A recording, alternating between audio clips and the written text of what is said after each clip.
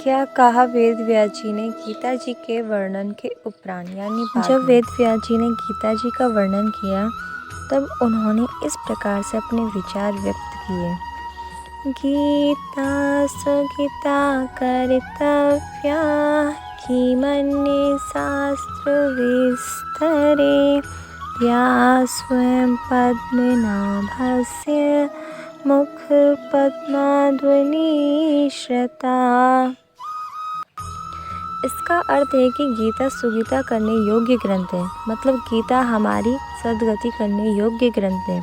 श्री गीता जी को भली प्रकार पढ़कर अर्थ और भाव सही समझकर अपने अंतकरण यानी हृदय में धारण कर लेना ही हमारा परम कर्तव्य है, जो कि स्वयं पद्मनाभ यानी विष्णु भगवान के मुख से निकली हुई है।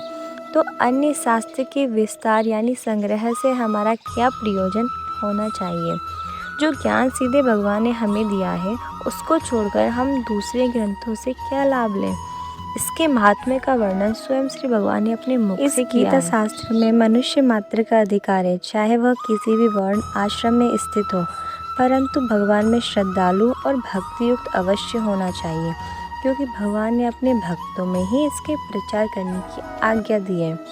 यह भी कहा है कि गीता को पढ़कर चाहे वह कोई भी पाप योनि में पड़ा हुआ जीव हो, वह अपने स्वाभाविक कर्म के द्वारा मेरी पूजा करके परम सिद्धि को प्राप्त हो जाता है। इन सब बातों पर विचार करने से यही ज्ञात होता है कि ईश्वर की प्राप्ति में सभी का अधिकार है। उक्त विषय का अर्थ न समझने के कारण कई मनुष्य, जिन्होंने केवल श्री गीता जी का नाम मात्र ही स्मरण किया है, कह दिया करते हैं कि गीता जी तो केवल सन्यासियों के लिए है।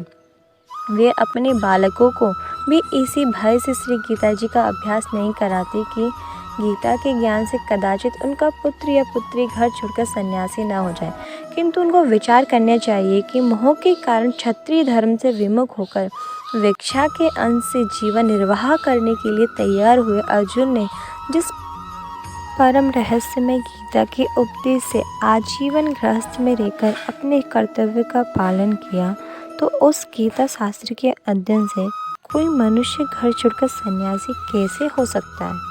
इसलिए जो व्यक्ति अपने कल्याणकारी जीवन की इच्छा रखता है, उसे चाहिए कि वह मोह का त्याग कर अतिशय श्रद्धा भक्ति पूर्वक अपनी संतान को अर्थ एवं भाव से श्री गीता जी का अध्ययन कराए तथा स्वयं भी इसका पठन एवं चिंतन करते हुए भगवान की आज्ञा अनुसार साधन करने में तत्पर हो जाए। हम उम्मीद करते हैं कि इस वीडियो के जरिए आपको वेद व्यास जी द्वारा दिए गए कथन तथा उनके द्वारा बताए गए गीता जी के महात्म्य को समझने में सहायता मिली होगी।